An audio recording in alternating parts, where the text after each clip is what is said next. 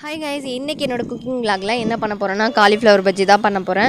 நான் எங்கேயாவது வெளில போனால் கூட காலிஃப்ளவர் பஜ்ஜி சாப்பிட மாட்டேன், காலிஃப்ளவர் 65 சாப்பிடுவேன். எனக்கு அது ரொம்ப பிடிக்கும்.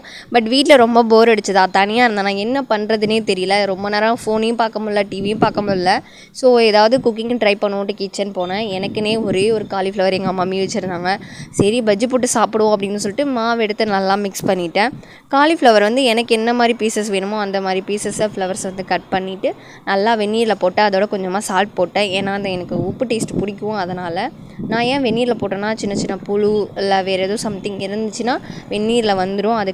அதுக்கப்புறம் அந்த வெந்நீரில் போட்ட காலிஃப்ளவரை மிக்ஸ் பண்ணி வச்சுருந்தேன். நல்லா மாவில் போட்டு மிக்ஸ் பண்ணிவிட்டு ஒரு நிமிஷம் அப்படியே ஊற வச்சுட்டேன். அதுக்கப்புறம் ஒன்றா எடுத்து நான் கடாயில் போட்டு பொரிச்சு எடுத்துட்டேன். எப்போதும் பஜ்ஜி போடும்போது 2 மிஸ்டேக் என்ன அறியாமையே பண்ணிடுவேன். ஃபர்ஸ்ட்டு தண்ணி அதிகமாக ஊற்றிடுவேன், மாவில் ரொம்ப லிக்யூட் ஆகிடும். இல்லாட்டி இப்படி பஜ்ஜி போடும்போது எல்லாமே சேர்ந்து வந்துடும். பட் இந்த டைம் மட்டும்தான் இந்த 2 மிஸ்டேக் இல்லாமல் பர்ஃபெக்டாக போட்டு முடித்தேன். இது போல் என்னோடய வீடியோஸ் எல்லாத்தையும் பார்க்க என்னோடய சேனல் சப்ஸ்கிரைப் பண்ணி